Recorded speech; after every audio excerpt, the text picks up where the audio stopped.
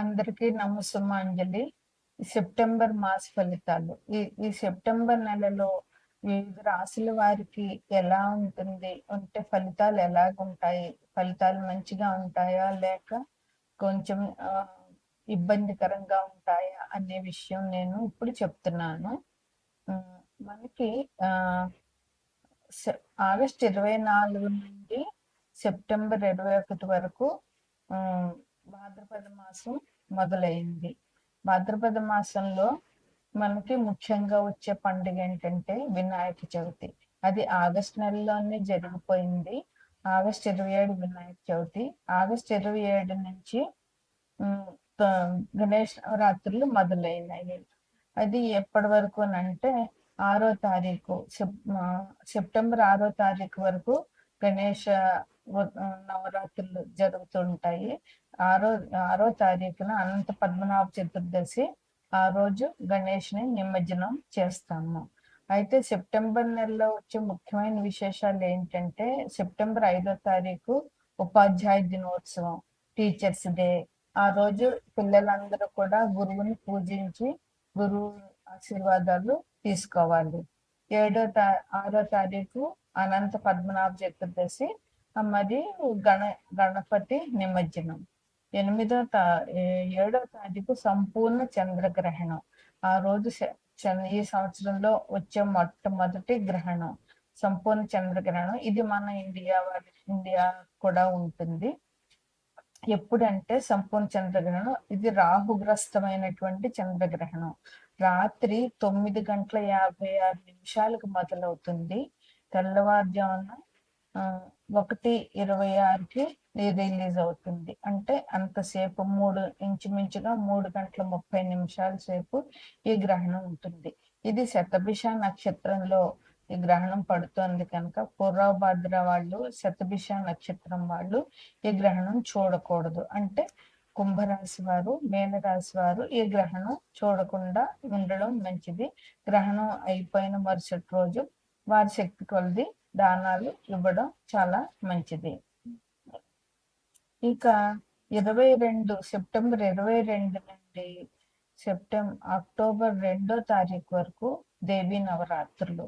ఇది చాలా విశేషమైన అమ్మవారి పూజ, అందరికీ తెలుసు. ఈ నవరాత్రులు కూడా ఇంచుమించుగా ఈ మాసంలోనే పూర్తి అయిపోతున్నాయి. ఒక 2 రోజులు మాత్రమే అక్టోబర్లోకి వెళ్తున్నాయి. 22 నుంచి మనకి బాలా త్రిపుర సుందరి గాను అమ్మవారి 9 రూపాల్లో మనకి పూజ చేసుకుంటాం. బాలా త్రిపుర సుందరి, గాయత్రి, అన్నపూర్ణ, మహాలక్ష్మి, మహాసరస్వతి, దుర్గా, మహిషాసురమర్ధిని, మళ్ళా రాజరాజేశ్వరి, ఇలాగ 9 అవతారాలుగా అమ్మవారిని పూజించుకుంటాము.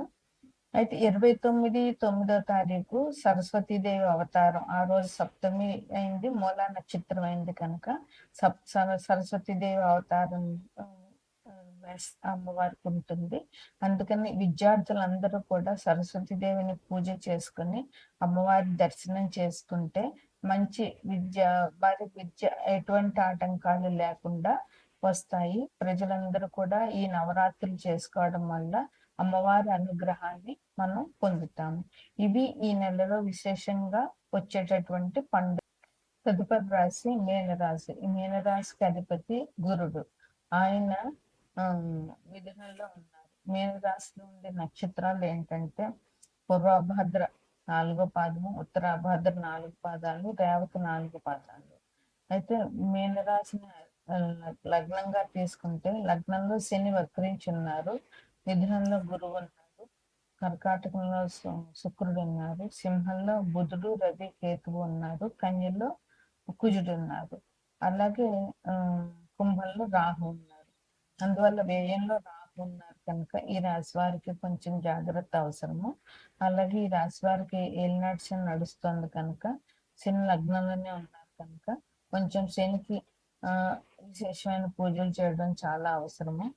వీరికి ఒక మాదిరిగా ఉంటుంది. వీళ్ళకి కూడా ఆకస్మిక ప్రయాణాలు ఉంటాయి. అనుకోకుండా ప్రయాణాలు తగులుతాయి. తప్పకుండా వెళ్ళాల్సిన పరిస్థితి ఉంటుంది. ఇంకా పాత బాకీలు మీకు ఎవరైతే డబ్బులు ఇవ్వాల్సి ఉన్నారో అవి వసూలు అవుతాయి.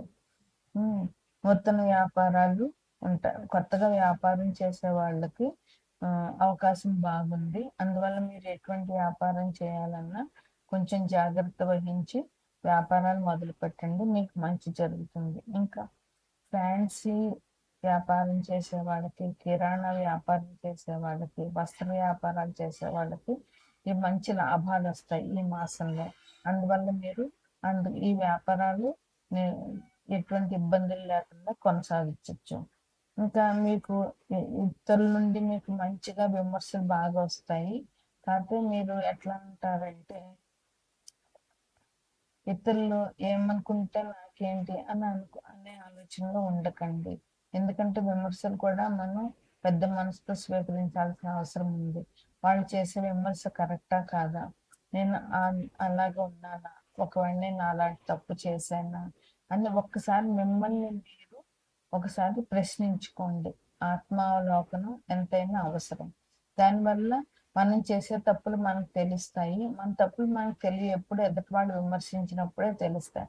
అందువల్ల అవి మనం సరిదిద్దుకోవలసినవైతే సరిదిద్దుకోవడము, ఒకవేళ ఎవరినైనా ఇబ్బంది పెట్టినట్టయితే వాళ్ళకి క్షమాపణ చెప్పడము, ఇట్లాంటివి చెయ్యాలి. ఆత్మవిమర్శ చాలా అవసరం.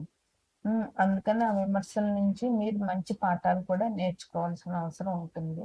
వ్యవసాయదారులకి వ్యవసాయం ఒక మాదిరిగా ఉంటుంది, విద్యార్థులకి బాగుంటుంది జాగ్రత్తగా. ఎందుకంటే విద్యార్థులకి తెలివితేటలు ఉంటాయి. ఈ రాశి గురువు అధిపతి కనుక సహజంగా మంచి లక్షణాలు ఉంటాయి వీరికి.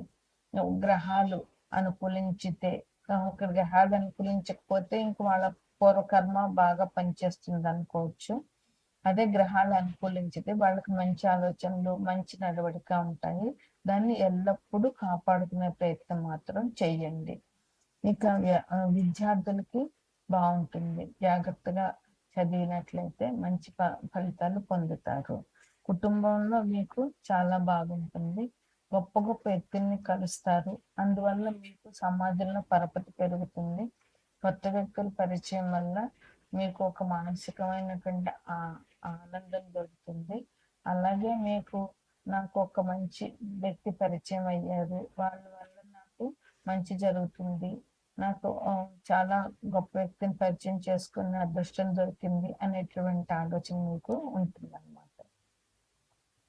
అయితే ఆర్థికంగా కూడా మీకు ఈ మాసం బాగానే ఉంటుంది. డబ్బు ఇబ్బందులు ఏమి ఉండవు. కాకపోతే కొంచెం జాగ్రత్తగా నడవాల్సిన అవసరం ఉంటుంది. మీకు ఏ విషయం గురించి అయినా కూడా చాలా లోతుగా ఆలోచించేటటువంటి మంచి లక్షణం ఉంది. విషయాన్ని మొదలు పెట్టే ముందు ఏ విషయాన్ని ఒకళ్ళు ఏదైనా మాట్లాడినా కూడా దాని గురించి ముందు ఎప్పుడు మంచిగా ఆలోచించుతారు.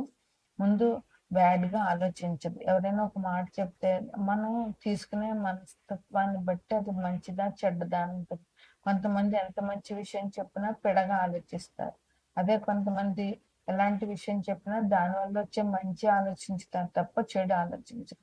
అలాంటి మంచి లక్షణం రాశి వారికి ఉంది కనుక మీరు జాగ్రత్తగా ఉండండి. ఇక ఈ రాశి వారికి 22వ తారీఖు నుంచి సెప్టెంబర్ 22 నుంచి దేవి నవరాత్రులు మొదలవుతున్నాయి కనుక అమ్మవారిని విశేషంగా ఆరాధించండి. అమ్మవారి పూజలు చేయండి.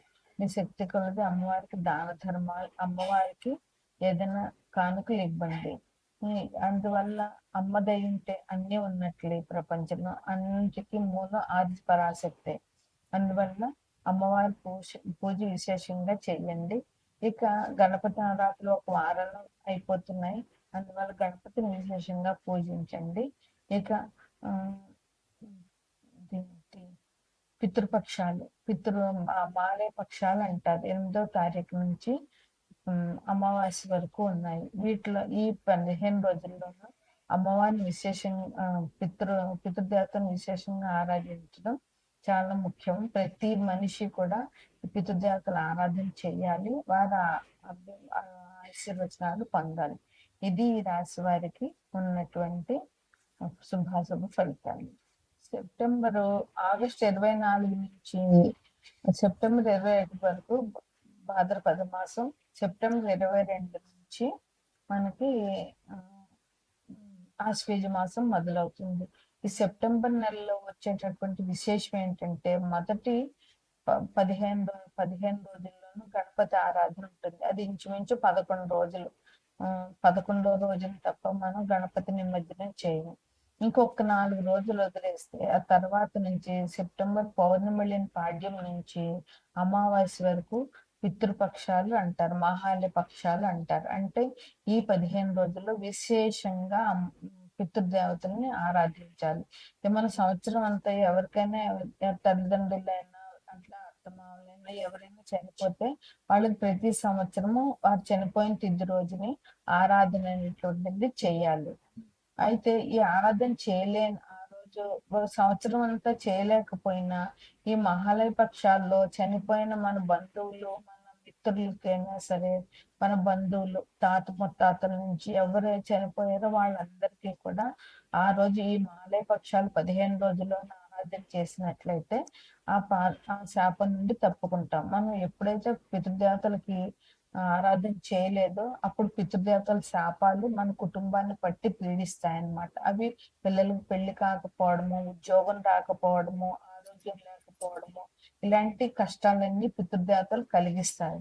అందువల్ల వాళ్ళకి కనీసం మన సంవత్సరంలో ఒక్క రోజైనా వాళ్ళకి ఆరాధన చెయ్యాలి. ఆరాధన కొన్ని జాతుల్లోనే ఉందంటే బ్రాహ్మణులు, వైశ్యులు ఇలా చేస్తారు.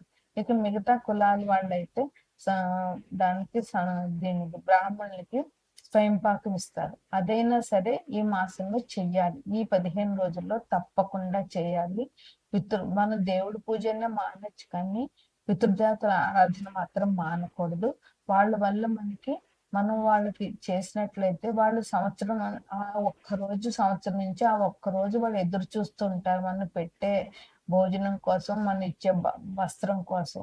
అందువల్ల వాళ్ళకి మనం విశేషంగా తప్పకుండా చేయాలి. దానివల్ల మీకు వాళ్ళ ఆశీస్సులు పొందుతారు. మిమ్మల్ని మీ కుటుంబాన్ని వృద్ధిలోకి తీసుకొస్తారు పితృదేవతలు. అందువల్ల ఈ 15 రోజులు విశేషంగా చెయ్యండి.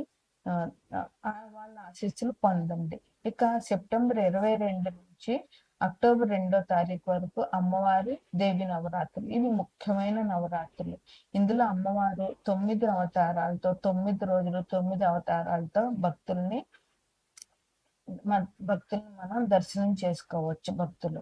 అందువల్ల అమ్మవారిని విశేషంగా ఆరాధించండి. ఇది చాలా మంచి అవకాశం. అమ్మవారి దయ ఉంటే ఇంక ఎవరు ఏం చేయలేరు. అమ్మవారి దయ ఉంటే అన్ని ఉన్నట్లే. అమ్మవారిని విశేషంగా ఆరాధించండి. అమ్మవారి ఆశీస్సులు పొందండి. ముఖ్యంగా ఈ మాసం మనకు చాలా అదృష్టవంతమైన నెల అని చెప్పుకోవచ్చు. అమ్మవారి పూజలు చేసి అమ్మవారి ఆశీస్సులు పొందండి. అలాగే పితృదేవతల ఆశీస్సులు పొందండి. ఇది ఈ అన్ని రాశుల వారికి కూడా ఉన్నటువంటి పరిహారాలు. ఇంక ముఖ్యంగా సంపూర్ణ చంద్రగ్రహణం 7వ తారీఖు సంపూర్ణ చంద్రగ్రహణం వస్తుంది. రాత్రి 9:56 నుంచి రాత్రి 1:26 వరకు ఉంటుంది. అంటే ఇది మించుమించుగా 3 గంటల 30 నిమిషాలు ఉంటుంది. అందుకని శతభిష నక్షత్రం పూర్వభాద్ర నక్షత్రాలు వాళ్ళ నక్షత్రంలో ఈ గ్రహణం పడుతుంది కనుక ఈ 2 నక్షత్రాలు వాళ్ళు అంటే కుంభరాశి మీనరాశి వాళ్ళు చూడకూడదు. మరుసటి రోజు లేచి స్నానం చేసి ఇల్లు శుభ్రం చేసుకుని కడుక్కుని అప్పుడు తగినటువంటి పరిహారాలు మీ శక్తి కొలది మీరు బ్రాహ్మణ దానం చేసుకోవచ్చు. ఈ గ్రహణం రాహుగ్రస్త గ్రహణం పడుతుంది అన్నమాట. ఇది ఈ మాసంలో ఉండేటువంటి విశేషం.